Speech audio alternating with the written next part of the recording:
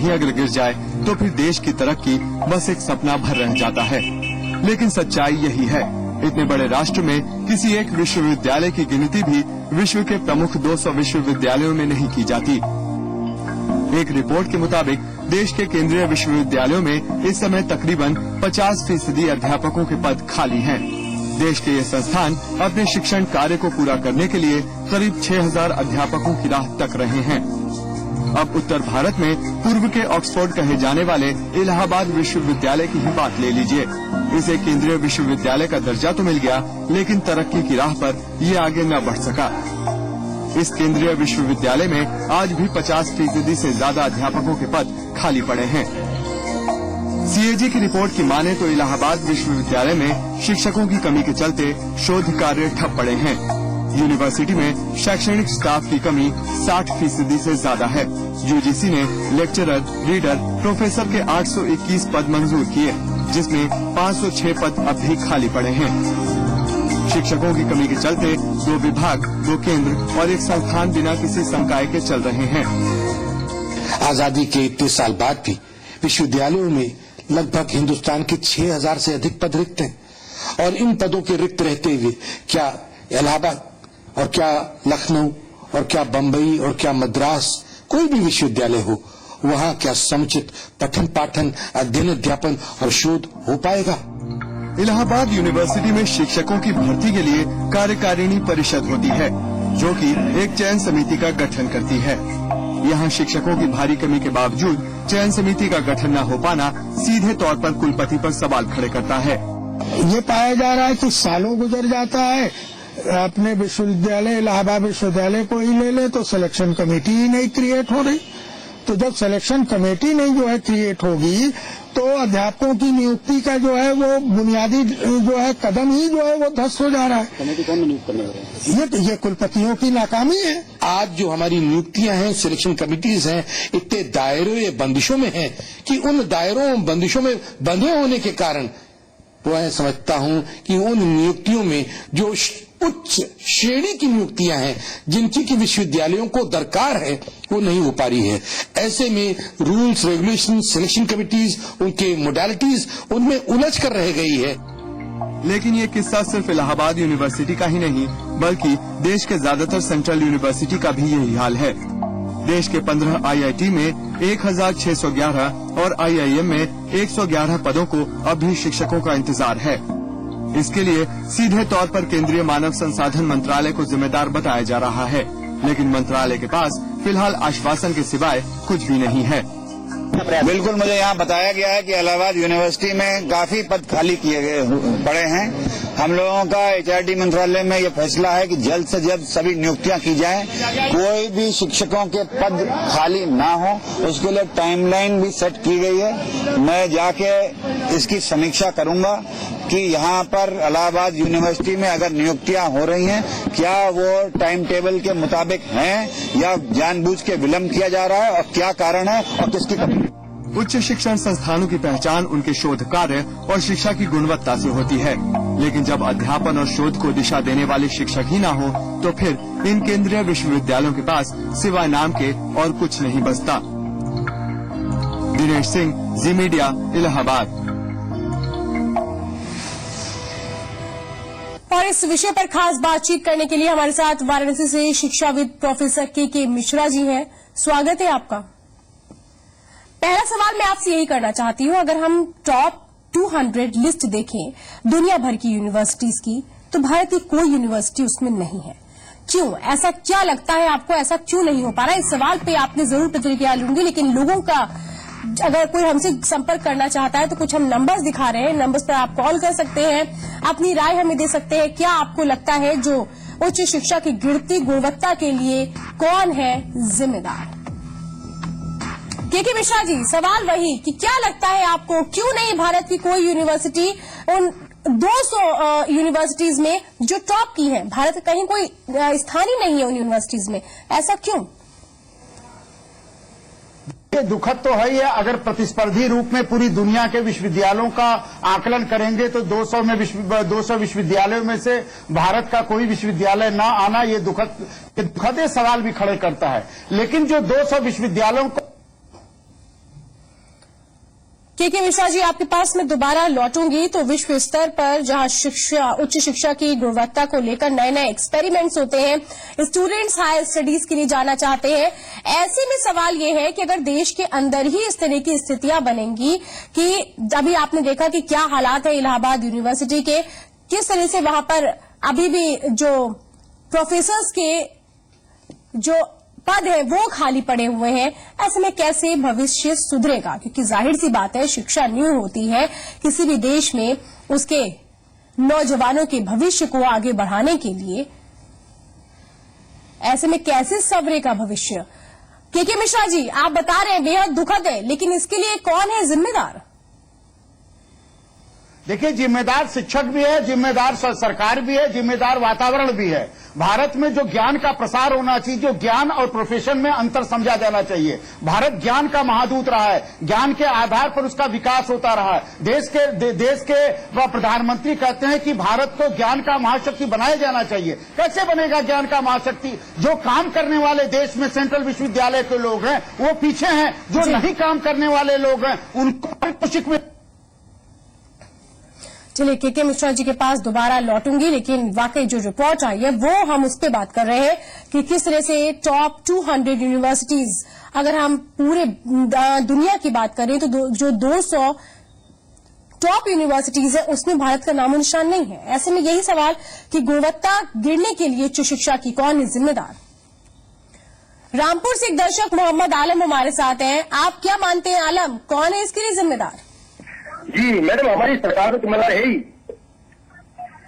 हाँ, हमारी सरकार को जिम्मेदार है ही, हम खुद भी जिम्मेदार है इसके।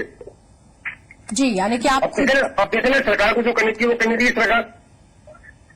हेलो जी, चलिए, आपने बात रखी, बहुत बहुत धन्यवाद। तो यानी कि सरकार को जो करना चाहिए था वो नहीं किया जा रहा है, लेकिन क्यों नहीं किया जा रहा है? क्योंकि शिक्षा के ही बेसिस पे आगे बढ़ा जाता है, और जब एजुकेशन ही इतनी ज्यादा पुअर हो जाएगी तो फिर कैसे एक अच्छा फ्यूचर बनेगा, कैसे उस फ्यूचर को अच्छा बनाया जाएगा? लेकिन एक सवाल ये भी है कि जो 50% खाली पड़े पद हैं, इनमें शिक्षकों की नियुक्ति क्यों नहीं हो पाई? क्या ये माना जाए कि उस पोस्ट के लिए शिक्षक नहीं मिल पाए, या फिर ये समझा ही नहीं गया कि नहीं, इन पदों पर शिक्षकों की नियुक्ति हो जानी चाहिए थी, और ऐसे में जो बाकी शिक्षक हैं जो स्टूडेंट्स को पढ़ा रहे हैं वो क्या उतनी क्वालिटी दे पाएंगे? क्योंकि जाहिर सी बात है उनके काम में भी कहीं ना कहीं बहुत ज्यादा इजाफा हो जाएगा। क्या वो क्वालिटी एजुकेशन जो एक स्टूडेंट को मिलनी चाहिए वो मिल पाएगी?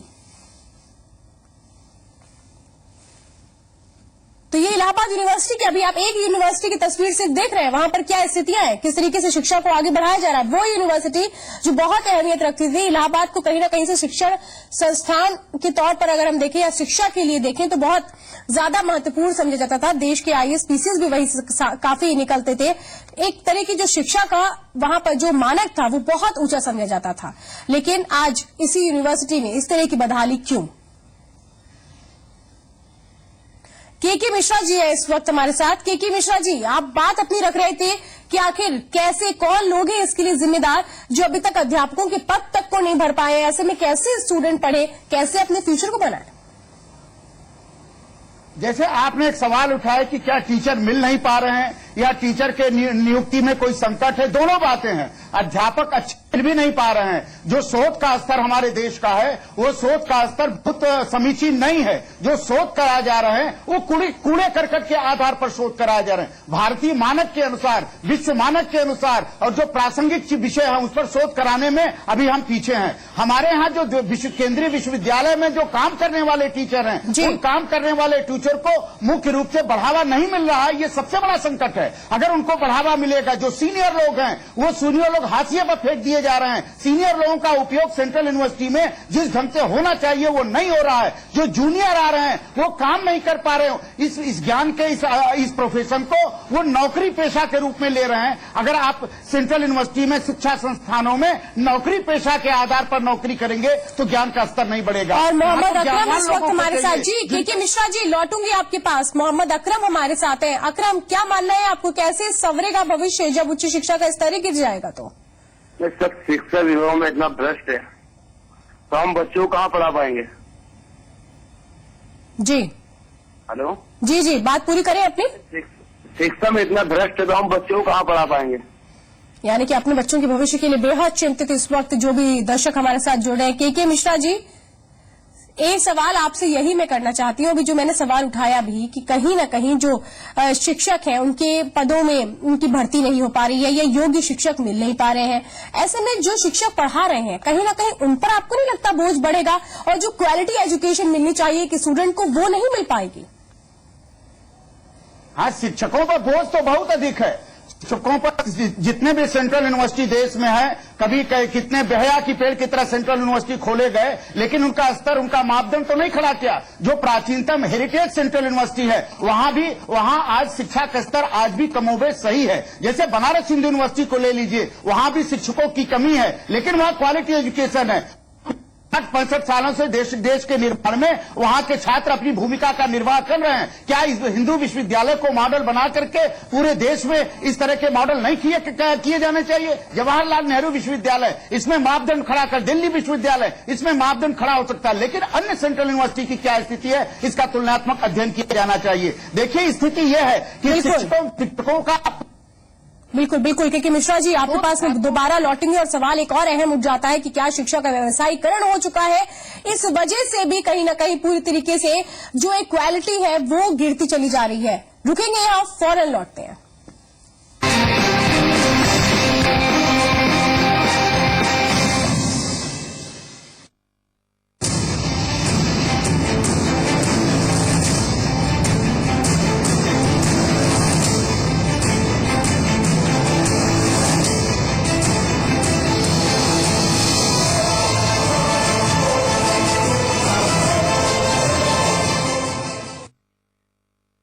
हर समझदार इलेक्ट्रिशियन का एक ही असरदार partner KEI, wires and cables का specialist.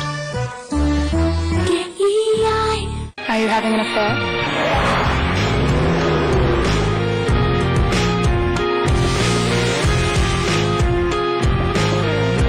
Start a road affair.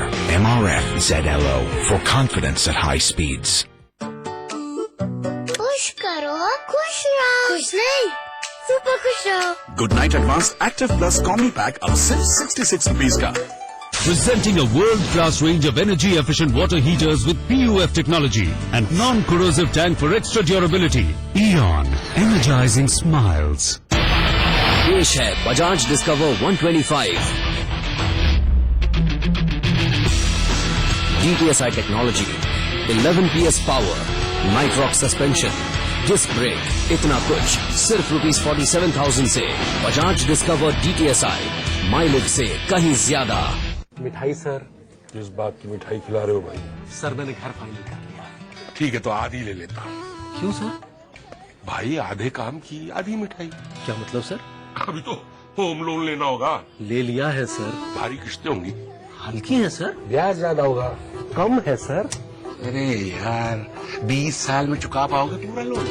30 साल में सर, 30 इयर्स। कहाँ से मिल गया ऐसा loan? Oriental bank of commerce से सर।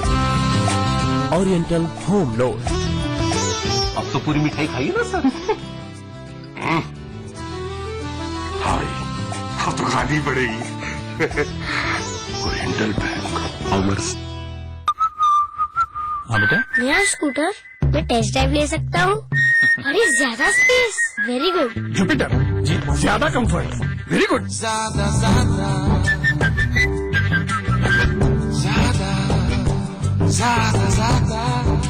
ज्यादा फीचर्स। हमने ऑलरेडी टेस्ट ड्राइव किया। ज्यादा कंफर्ट, ज्यादा फीचर्स, ज्यादा माइलेज के साथ नया TVS Jupiter। ज्यादा का फायदा।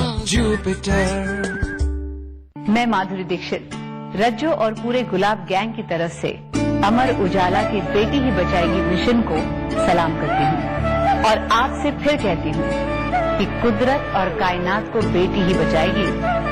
बेटी की जरूरत को समझिए, जिंदगी को समझिए। भाई साहब, ये वायर आग तो नहीं पकड़ेगी? घबराइए मत सर, मेरा पार्टनर देख लेगा। और सुनो, ये वायर सालों साल बदलनी तो नहीं पड़ेगी ना? डोंट वरी सर, मेरा पार्टनर है ना। कौन है तुम्हारा पार्टनर? ये KEI। हर समझदार इलेक्ट्रिशियन का एक ही असरदार partner KEI wires and cables का स्पेशलिस्ट। मैं अपने बच्चों को देती हूँ 7 C's original cod liver oil. इसी में है विटामिन A, D और DHA के गुण जो बच्चों को बनाए अंदर से स्ट्रॉन्ग। क्या आप हैं 7 C's मॉम?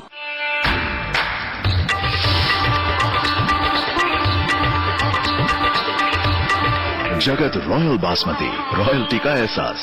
करीना सर्दियों में क्रेजी हो जाती है, हर जगह मॉइस्चराइजर लगाती है, यहाँ तक कि स्कैल्प पे भी। हेड एंड शोल्डर्स का 10 गुना ज्यादा मॉइस्चराइजर्स सर्दियों में ड्राइनेस मिटाए और स्कैल्प को रखे 100% तक डैंड्रफ फ्री हमेशा। सर्दियों में सिर्फ हेड एंड शोल्डर्स।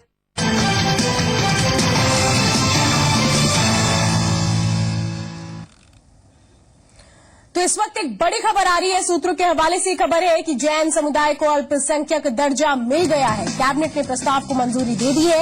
आपको बता दें कि इससे पहले कल राहुल गांधी ने इस मामले में पीएम मनमोहन सिंह से बात की थी और इस संबंध में केंद्रीय मंत्री प्रदीप जैन की अगुवाई में जैन समुदाय के प्रतिनिधि मंडल ने राहुल गांधी से मुलाकात की थी। और अब सूत्रों के हवाले से खबर ये आ रही है कि जैन समुदाय को अल्पसंख्यक दर्जा मिल गया है।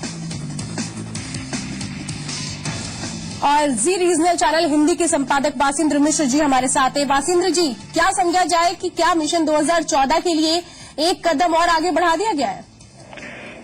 श्वेता, ये कांग्रेस पार्टी के लिए इस बार का चुनाव बेहद ही चुनौतीपूर्ण है और कह सकते हैं कि राहुल गांधी के लिए खास तौर से अगर इस बार कांग्रेस पार्टी ने अच्छा परफॉर्म नहीं किया तो राहुल गांधी का जो फ्यूचर प्लानिंग है वो कम से कम 10 साल पीछे हो जाएगी उनके पॉलिटिकल कैरियर की। तो इसलिए कांग्रेस के जो भी नीति निर्धारक लोग हैं, जो भी आला कमान है, वह हर संभव कोशिश कर रही है कि किसी तरह से कांग्रेस पार्टी को आने वाले चुनाव में बेहतर पोजीशनिंग मिल सके।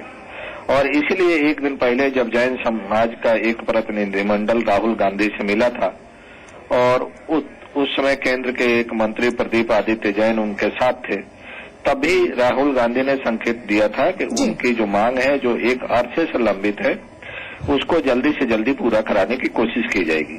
और आज कैबिनेट ने उस मांग को मानते हुए जैन समाज को भी माइनॉरिटी स्टेटस दे दिया है। हम कह सकते हैं कि जैन समाज पॉपुलेशन वाइज, या हम कह सकते हैं संख्या के आधार पर, भले ही उनकी जो आबादी है बहुत कम है पूरे देश में, लेकिन कांग्रेस पार्टी एक मैसेज देना चाह रही थी कि वे जो कहते हैं वो करते हैं। और जैन समाज को लेकर जो एक अरसे से अलग अलग सरकारें कहती रही कि उनको माइनॉरिटी स्टेटस दिया जाएगा, लेकिन मिलता नहीं था। और खास तौर से उनको सबसे ज्यादा जो दिक्कतों का सामना करना पड़ता था वो एजुकेशनल क्षेत्र में करना पड़ता था, जब उनके शैक्षिक संस्थानों को माइनॉरिटी स्टेटस न मिलने के कारण तरह तरह की परेशानी का सामना करना पड़ता था। तो अब आज के इस फैसले के बाद जैन समाज की जो एक अरसे से लंबित मांग थी वो पूरी हो गई है और एक मैसेज गया है कि राहुल गांधी जो चाहते हैं वो करवा लेते हैं, चाहे वो सब्सिडाइज्ड सिलेंडर देने का मामला हो या जैन समाज को आरक्षण दिलाने का मामला। यानी कि राहुल गांधी को कहीं ना कहीं हर एक बात की क्रेडिट देने की अब कोशिश होने लगी। लेकिन एक और सवाल यहाँ पर वासिंद्र जी बहुत अहम होता है कि क्या एक बार फिर मुद्दों पर वोट बैंक की सियासत ही भारी पड़ रही है? हालांकि हर राजनीतिक दल ये कहता है कि हम वोट बैंक की राजनीति नहीं कर रहे हैं। देखिए, राजनीति में जो लोग भी हैं उनका मकसद सिर्फ और सिर्फ वोट हासिल करके सत्ता तक पहुंचना रहता है। भले ही कोई राजनीतिक दल या नेता इस बात को सार्वजनिक तौर पर इसका इजहार करे या न करे, लेकिन यह सच्चाई है कि कोई भी राजनीतिक दल या नेता बगैर सत्ता के लक्ष्य बनाए कोई राजनीति नहीं करता है। और वोट पाने के रास्ते में जो भी उनकी दिक्कतें होती हैं उसको दूर करते हुए वोट किन किन निर्णय से मिल सकता है उन फैसलों को करते हुए वो आगे बढ़ता है। इसीलिए चुनाव के पहले सभी राजनीतिक दलों की तरफ से मैनिफेस्टो जारी किए जाते हैं और मैनिफेस्टो भी हम कह सकते हैं कि परोक्ष रूप से वो चुनावी वायदे ही होते हैं कि अगर उनकी पार्टी को सत्ता मिलती है तो वे सत्ता में रहते हुए उन चुनावी वायदों को पूरा करेंगे। तो अगर राहुल गांधी या कांग्रेस पार्टी वोट बैंक के मद्देनजर कोई फैसला करती है तो राजनीति में इसको गैर मुनासिब नहीं कहा जा सकता। जी भासेंद्र जी, आप हमारे साथ जुड़े, इसके लिए बहुत बहुत धन्यवाद। तो इस तरीके से अगर जो अभी ये सूत्रों के हवाले से खबर मिल रही है कि जैन समुदाय को अल्पसंख्यक दर्जा मिल गया है और ऐसे में ये समुदाय भारत में छठा धार्मिक अल्पसंख्यक समुदाय बन जाएगा, क्योंकि अभी मुस्लिम, सिख, पारसी, ईसाई और बौद्ध समुदायों को ये दर्जा मिला हुआ है। तो यहां रुकेंगे लेकिन जल्द लौटते हैं।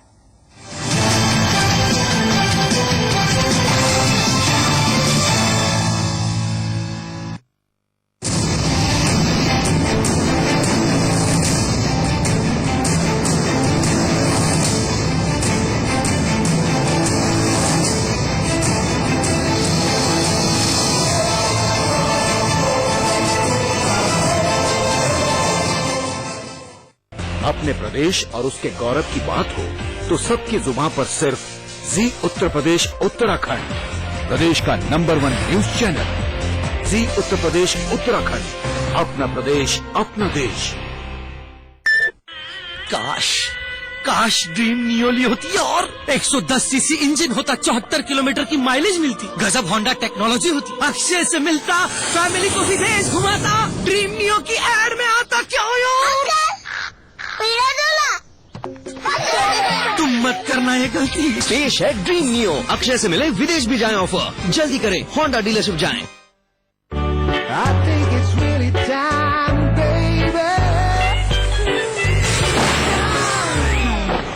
काश हर मनचाही चीज अपनी हो पाती।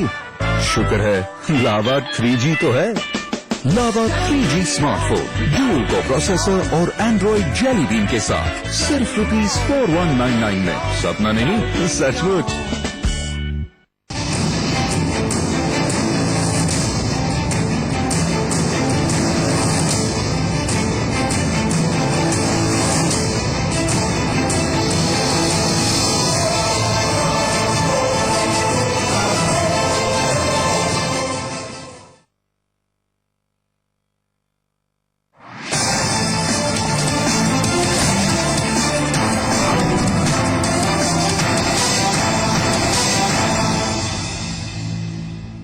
तो आपकी आवाज में आज हम बात कर रहे हैं उच्च शिक्षा के गिरते स्तर की। उच्च शिक्षा के क्षेत्र में देश के ज्यादातर विश्वविद्यालयों की तस्वीर कुछ लगभग बदहाल होती ही नजर आ रही है। ज्यादातर विश्वविद्यालयों में शिक्षकों का अभाव है, जिसके कारण शिक्षा और शोध के काम ठप्प पड़े हैं। उच्च शिक्षा के क्षेत्र में भारत का एक गौरवशाली इतिहास रहा है। हमारा देश हमेशा से दुनिया में नॉलेज पावर के तौर पर जाना जाता रहा है और इसी नॉलेज पावर के बल पर भारत एक विकासशील देश के तौर पर उभरा है। लेकिन वक्त के साथ इस ताकत की धार कम होती गई। कभी उच्च शिक्षा के क्षेत्र में शिखर पर रहा भारत धीरे धीरे पिछड़ता गया। आखिर क्यों? आज जब उच्च शिक्षा की गुणवत्ता की चर्चा की जाती है तो हमारा ध्यान सिर्फ IIT, IIM, कुछ शोध संस्थानों और गिने चुने केंद्रीय विश्वविद्यालयों से आगे नहीं बढ़ता। देश में इस समय 400 से अधिक विश्वविद्यालय और करीब 20,000 महाविद्यालय हैं। सभी विश्वविद्यालय और ज्यादातर पोस्ट ग्रेजुएट महाविद्यालयों में विद्यार्थी शोध के लिए कार्य करते हैं, जबकि 90% उच्च शिक्षा केंद्रों में शोध के लिए बुनियादी सुविधाएं नहीं हैं। क्या इसकी सुध लेने वाला कोई नहीं है? स्थिति यह है कि उत्तर प्रदेश राज्य सरकार के अधीन ज्यादातर विश्वविद्यालयों ने ये जरूरी समझा कि जो कुछ इस समय हो रहा है उसे रोकने का एक ही उपाय है कि फिलहाल शोध डिग्रियों में प्रवेश बंद कर गुणवत्ता लाने के लिए नए नियम बनाए जाएं। करीब 4-5 सालों से इन विश्वविद्यालयों में प्रवेश रुका हुआ है। यूपी सहित कई राज्यों में सेवानिवृत्त हो चुके अध्यापकों के खाली स्थान को नहीं भरा जा रहा है। ऐसे में सवाल उठता है कि उच्च शिक्षा के प्रति राज्य सरकारों की ऐसी बेरुखी क्यों है? विश्वविद्यालयों से उम्मीद की जाती है कि वे समाज को नई रोशनी देकर परिवर्तन को जन्म देंगे, लेकिन हो रहा है ठीक उल्टा। भारत अगर ताकतवर देशों के सामने एक चुनौती बनकर खड़ा होना चाहता है तो उसे उच्च शिक्षा के क्षेत्र में सशक्त बनना ही होगा, वरना ये महज एक सपना भर रह जाएगा। ब्यूरो रिपोर्ट, जी मीडिया।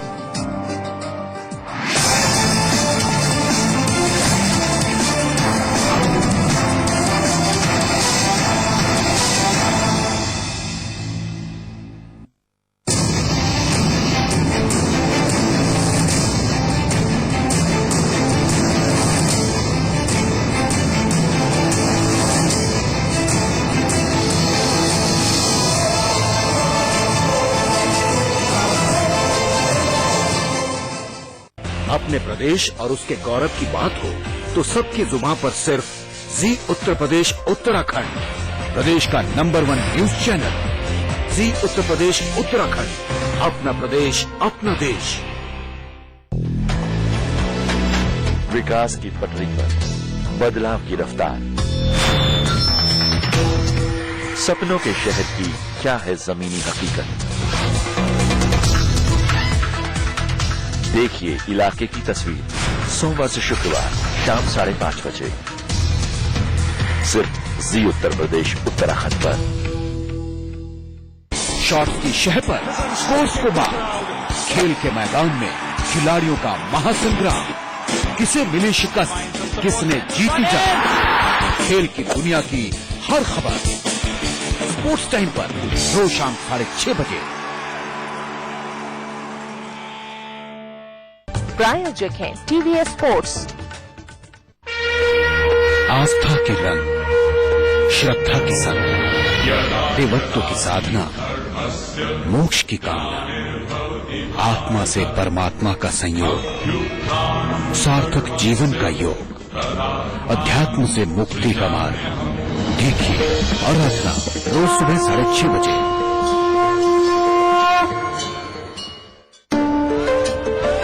सियासी हलचल की हर खबर, सामाजिक बदलाव की बात, हर खबर पर पहली नजर, देवभूमि के सभी रंग, अपना प्रदेश उत्तराखंड। अब नए समय था सुबह 7:30 बजे और शाम 6 बजे सिर्फ जी उत्तर प्रदेश उत्तराखंड पर, अपना प्रदेश अपना देश।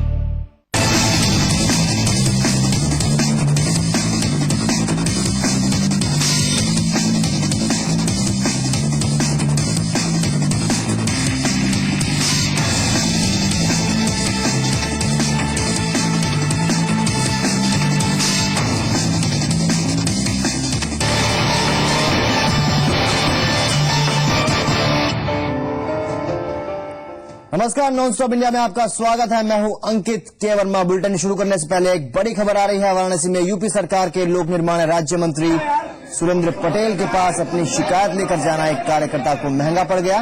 शिकायत सुनते ही मंत्री जी का गुस्सा इस कदर भड़का कि वो अपना आपा खो बैठे और सरेआम कार्यकर्ता को थप्पड़ जड़ दिया। आप देख सकते हैं इन तस्वीरों में। मंत्री जी ने पहले उसका मुंह नोचा और फिर जड़ दिया एक जोरदार मुक्का। आखिर ऐसी क्या बात हुई जो मंत्री जी को नागवार गुजरी और उनका गुस्सा भड़क उठा? आप अपनी टेलीविजन स्क्रीन पर एक्सक्लूसिव तस्वीरें देख सकते हैं।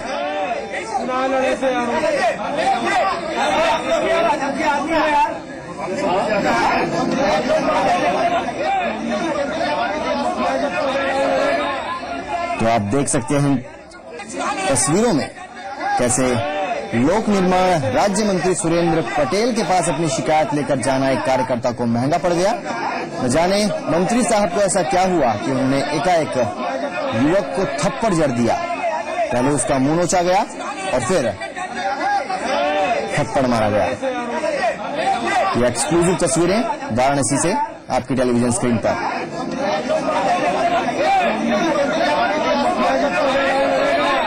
इस खबर पर ज्यादा जानकारी के लिए बात करते हैं अमित से। अमित, आखिर क्या हुआ मंत्री जी को कि थप्पड़ जड़ दिया युवक को? तस्वीरों में देख रहे हैं। देखिए अंकित, कल देर रात का मामला है जब समाजवादी पार्टी के दो गुट आपस में भिड़ गए थे और उसी मसले को लेकर जब कार्यकर्ता मंत्री महोदय के पास पहुंचे तो पहले तो मंत्री महोदय ने डांटा फटकारा, शांत रहने की हिदायत दी और जब कार्यकर्ता शांत नहीं हुए तो उन्होंने फिर जबरदस्ती उनका मुंह पकड़कर धकेला, उनको गुस्सा मारा। इसके पहले भी 29 दिसंबर को कंबल वितरण के दौरान मंत्री महोदय आपा खो बैठे थे और वहां भी हाथापाई पर उतर आए थे और जिसके बाद उनका लोकसभा चुनाव का जो टिकट था वो समाजवादी पार्टी ने काट कर किसी और को दे दिया। तो इसके पहले भी मंत्री महोदय अपना आपा खोते रहे हैं और इस तरीके की जो दुर्भावना है। अमित, क्या कुछ ये पता चल पाया है कि युवक का कसूर क्या था? देखिए, युवक बार बार ये कह रहा था कि जो लोग अनुशासनहीनता में संलिप्त है उनके खिलाफ कार्रवाई होनी चाहिए, पार्टी से उनको निष्कासित करना चाहिए। जिन पर मंत्री महोदय अपना आपा खो बैठे, क्योंकि जो दो गुट आपस में भिड़े थे वो बेहद ताकतवर है समाजवादी पार्टी में, और उनके खिलाफ मंत्री महोदय कुछ करने की स्थिति में नहीं है। तो कहीं ना कहीं मंत्री महोदय अपना जो खुन्नस है वो पार्टी कार्यकर्ता पर निकाले, और जब लगातार चुप रहने के लिए मंत्री महोदय कह रहे थे और बार बार वो जो कार्यकर्ता था वही कह रहा था कि पार्टी की साख गिर रही है, पार्टी की जो साख है वो खतरे में है, लोकसभा चुनाव सामने है, गलत मैसेज जा रहा, समाज में कार्रवाई होनी चाहिए। तो गुस्से में आकर, झुंझलाहट में आकर मंत्री महोदय ने इस तरीके का दुर्व्यवहार किया। जी अमित, मंत्री जी का कुछ प्रतिक्रिया आई है उनकी? देखिए अभी तक